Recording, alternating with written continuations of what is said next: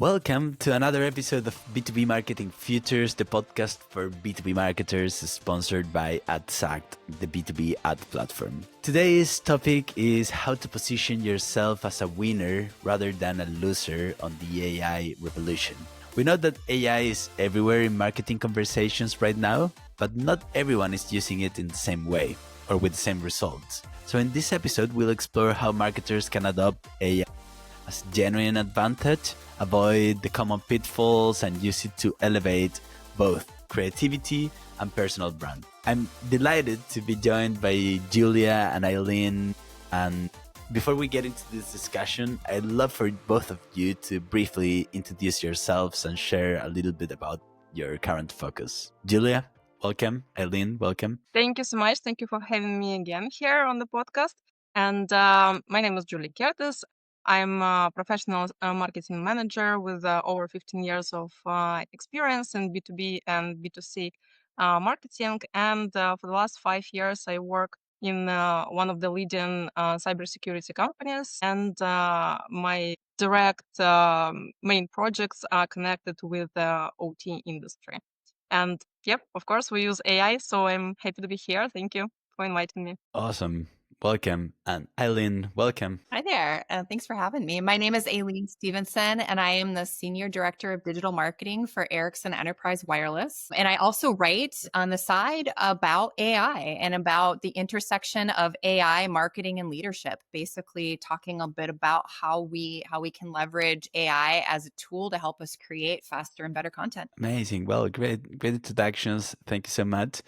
Let's start with a simple opener. How are you using AI today? Just enough to give the audience a sense of where AI shows up in your day-to-day life and work. It's everywhere, honestly. So I think that there are 3 primary categories, and then there are some edge cases I'm certainly happy to get into if you would like. But we use it for content scaling. So it's a way to democratize the creation of content and let people that maybe wouldn't ordinarily think of themselves as content creators actually create content. We use it for analytics to be able to tell what's working and what isn't and get to the root of why something is succeeding or not very quickly. And we also use it for creative iteration. So creative work, campaign ideas, and campaign content. Cool. What about you, Julia? Yeah, from our side, we also use it for the content, of course, and for analytics as well, and for automation. So we try automate those moments at work that take, like routine, a lot of time, but they actually can be completed with the AI and machine learning. So we have more time to focus on creativity. Cool.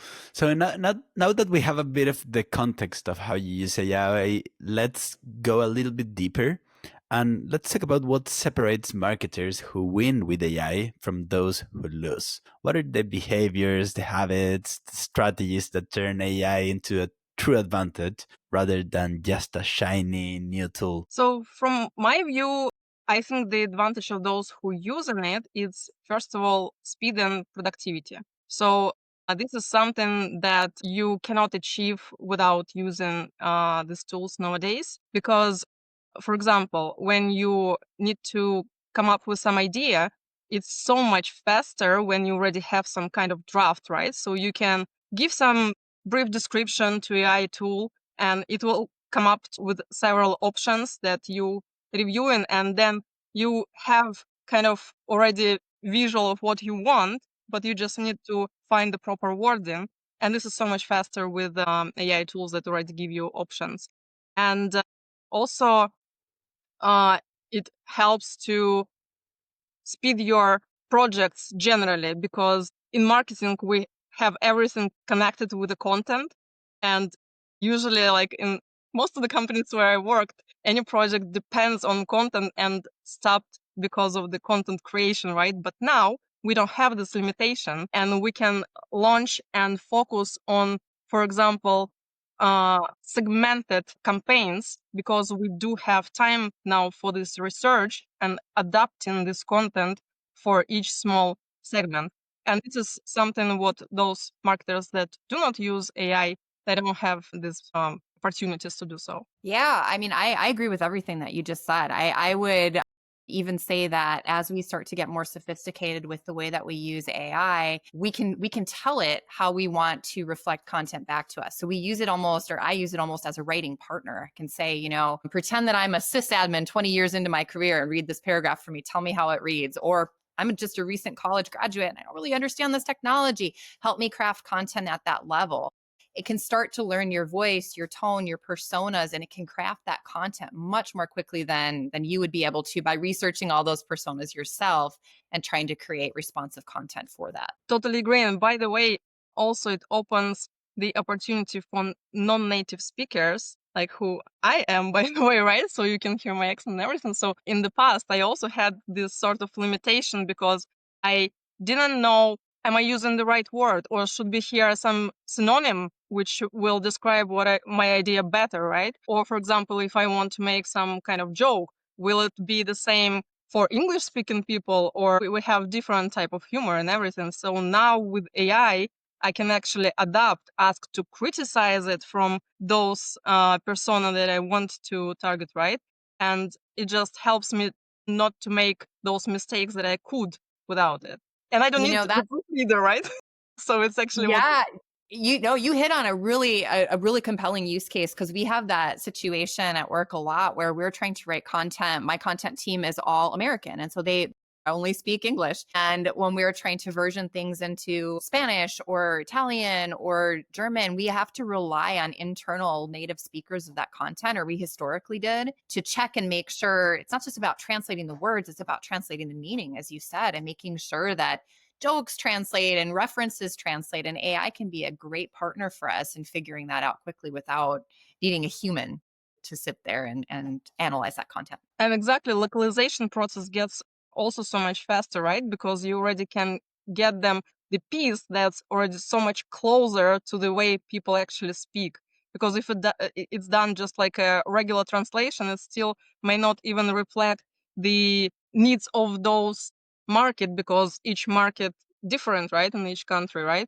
And AI, when you write a prompt, it's basically everything about the prompting, right? So when you write a prompt, you can ask to validate this side as well. And Aileen, you mentioned that the way that you interact with AI changes the quality of the output. And how much of winning with AI comes down to how you train it through ongoing interaction? I think a lot of it does. So, for example, in my Substack that I write, a lot of that Substack is predicated on this interaction that I have with my AI, the way that I joke with it, the way I train it, the way I talk to it. It reflects that tone and voice and sarcasm sometimes right back at me. I start to train it the way that I want to communicate, much like a marketer might train it on a particular persona. And so where that has a broader impact, I think, is if you think about wanting to train your AI on your voice and tone for your company. If you interact with it, you feed it that voice and tone guide, you interact with it in that voice and tone, it's going to give that voice and tone back to you. So you're creating not just quality content, but on brand. Yeah, apparently it's all about how you train it, right? And of course, it's not all upside, right? What are the pitfalls of relying too much on AI, and how do you avoid falling into that generic cookie cutter campaigns? Have you seen cases where human judgment really makes the difference? All the time. I just had it today. Yep, go ahead. Like, my advice here, just check. So I had a copy that I was need to review. And I remember that I recently read a very good report, and I thought that was the report where I saw the stats that I need. So I just put it in AI and I asked, like, get it to me. So I passed it to the content writer, like, can we please use these stats instead of those that you already put, because it's kind of more fresh. And then he says, like, I just went through the report and I don't see it. I was like, what's going on? So I went to the AI and I'm saying, like, look, this stats is not there, I've been told. And it, oh, I'm sorry, I made a mistake. So it generated something what I asked out of the content that didn't have this information. So it just simply inserted. And moreover, it didn't take from any resource. It's just really came up with this number from nowhere. And that was a shame, because I usually always check everything. And here I was like, thinking, okay, I need to make it fast. I already read it. And yeah, so still check.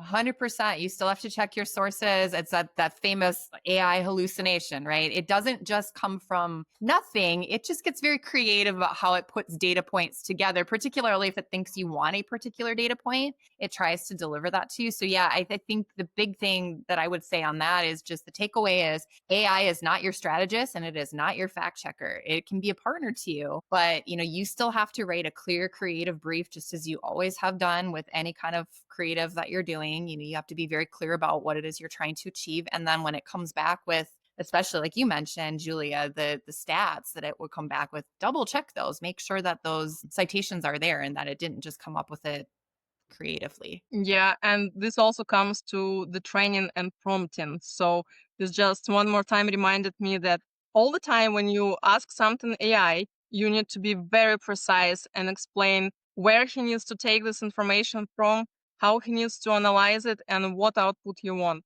And Yep, ask because- AI to create the prompt for you. Describe the outcome, describe what you want, and ask AI to write the prompt for you. That usually works really well for me. Yeah, you can ask it to write the prompt. I think the thing to be careful of is that AI, it just by the way that it delivers information, it sounds so confident. Don't fall for it. Double check the resources anyway, because that's the way it's programmed to deliver information. That doesn't necessarily mean it's right. And also another thing, it very often agrees with the person. So I also heard situations when somebody had an idea, AI agreed, but actually that was wrong. But I don't know why it's programmed in the way that it's not. So if you don't ask to criticize, it just agrees with you. That's the key point. So if you ask it for an objective read or you ask it for a critical read, it will do that. If you don't ask it for that, it defaults to slightly sycophantic mode. It wants to give you what you want. And so it will agree with you by nature unless you ask it to look at the content differently. Agree with that. I actually use it for my personal professional blog, and it took like almost 7 months to train AI tool to start writing posts in my manner with my background, because it learned over the time what actually I know, what I do, so it can even pick the examples from the past conversations. And yeah, that's amazing how we can, because over the time, right, while we're training, then that means that when it learned you don't need to spend time on this, you don't need to spend time on the corrections. So yeah, again, productivity. Yeah, absolutely. Yeah, that's a great point. Let's talk about how AI frees up for higher value work, right? How can AI help us focus more on creativity, on emotion, human connection, rather than just the operations and executions? Well, it lifts a lot of that procedural stuff out of the way. So it like maybe put very simply, it helps you get that first draft out. Gives you something to react to. Editing is always easier than creating. So if you know strategically what you would put into a brief, you can feed that into AI as a prompt. It can come back to you with content that's appropriate for the audience, the venue that you're producing content for, and give you something to react to like that. This thing with speeding up the content production from, for example, my side, and I believe from your side, it gives you time for your personal creativity, right? So when you complete your projects that you want to work, you can do something for your, like, as I know you wrote a book, right?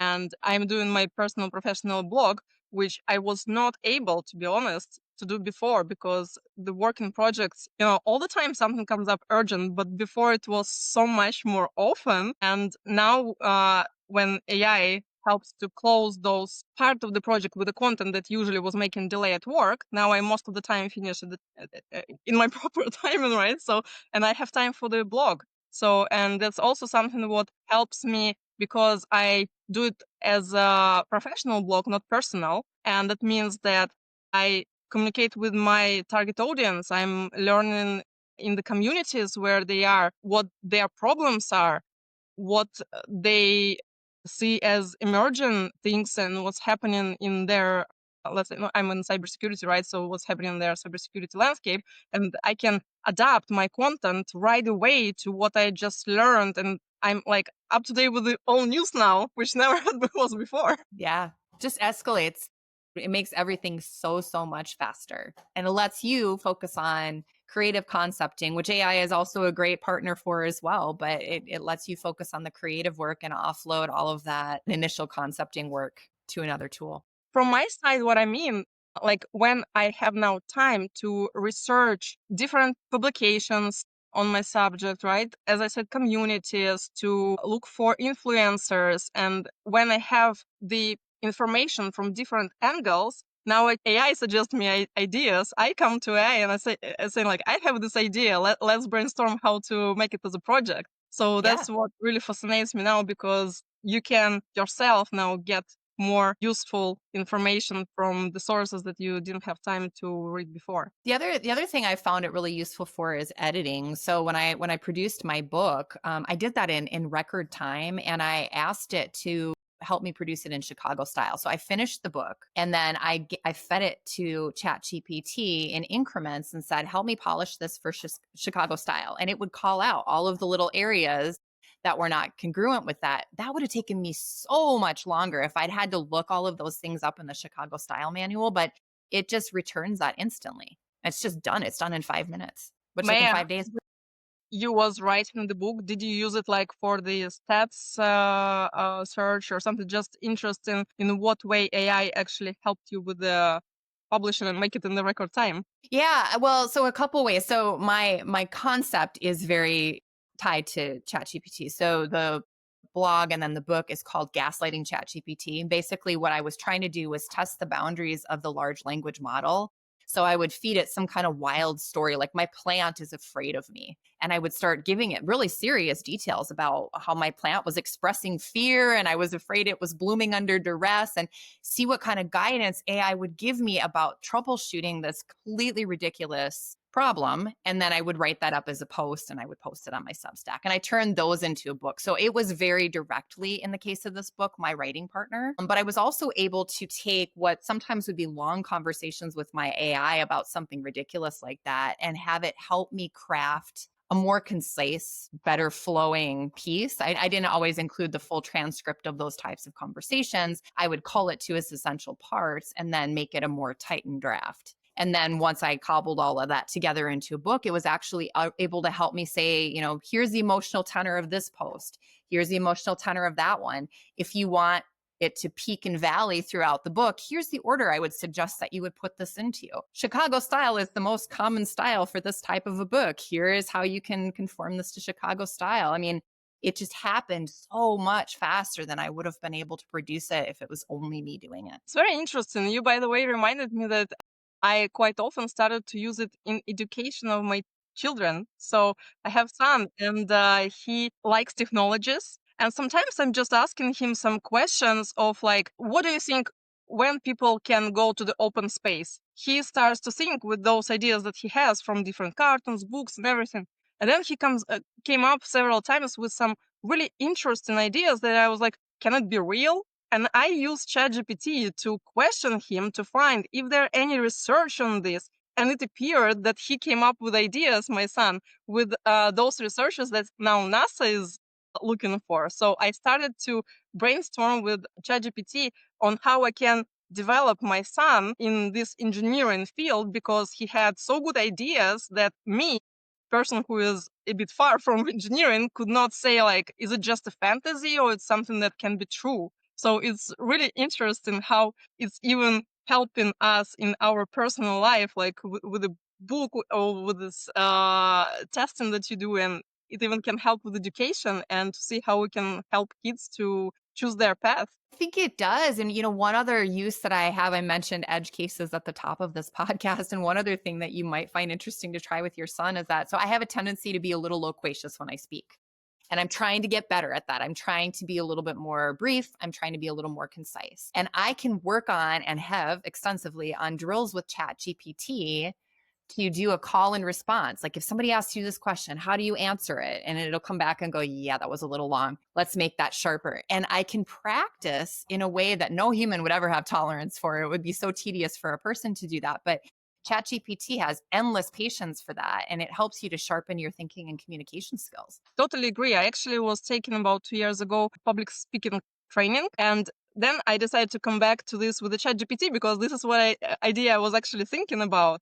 That, and we as a marketers, we all the time need to present something, right? So this is some skill that you really need to sharpen. And totally agree. I was practicing public speaking with ChatGPT. Yeah, it's great for that. Yeah, and actually, I'd love to explore more this individual angle. So, how can a personal brand and creativity amplified by AI become a strategic advantage for marketers? So, how can marketers can use AI to scale up their influence, thought leadership, not just inside their companies, but also in their broader careers? I mean, we're at a point in AI adoption. We're at the very front of the curve and the crossing the chasm. I think we're kind of pedaling toward that chasm. We haven't crossed it yet. And so people are still figuring out how they can utilize the tool to its best effect. And it's, like I said, it's very much green field right now.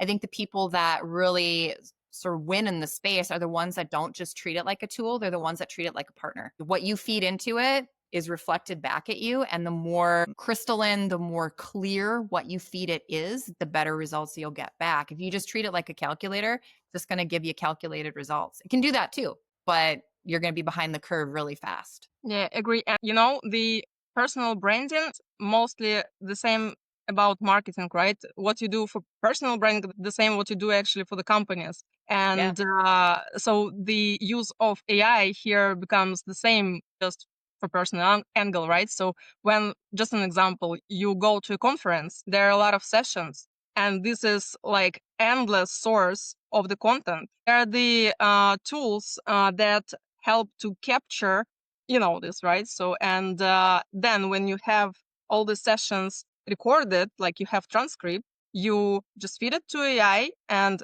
those that you already trained and ask to write in your tone manner the summary with insights of those sessions and adapt it for different platforms, because different platforms, they use different formats, right, of this content. Somewhere it should be short, somewhere it should be funny, somewhere like a video. So anyway, and the AI tools do it in no time, like 10 seconds, and your posts for 6 platforms already.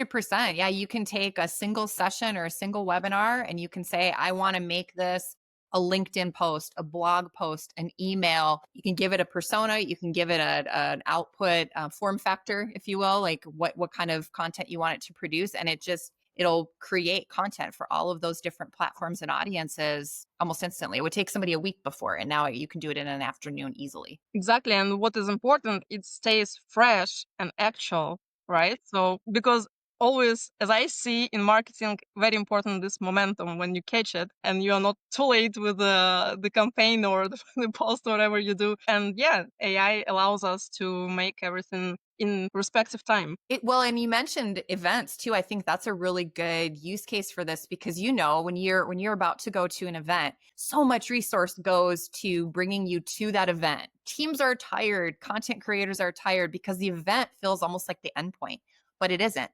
It's the start of, ideally, new conversations with new people. And so you want to continue that momentum past the event. Now this is a quick way for you to be able to do those follow-up conversations, to be able to take the takeaways from that particular event and cascade them to a broader array of folks than you would have been able to before. And you can do it in a time-based way so that you're doing it very quickly while it's still top of mind for maybe the people that attended or weren't able to attend. Exactly. And this is what we actually discussed with Jacqueline before, that when now you can use these AIs, you have more time for networking and for the relationships building, which actually this comes already for the next stage in marketing for the sales, right?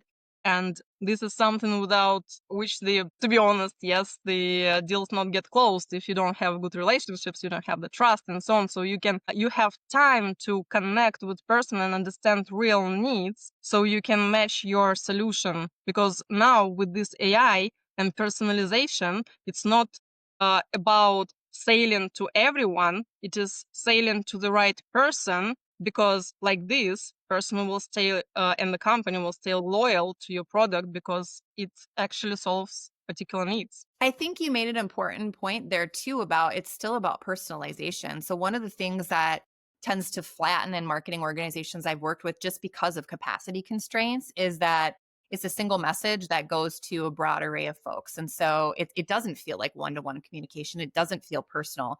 Marketers have been trying to solve that forever with, the tokens that they put in emails to try to make it feel personal. AI lets you actually make it personal. If I had a conversation with you at an event, I can take notes on that. I can stick that into my AI and I can craft a response so fast in a way that would have taken me so much longer before. It helps to actually maintain that human connection, ironically, using a non-human tool. Yeah, but it's created by human and trained by human, so it's almost That's there. true.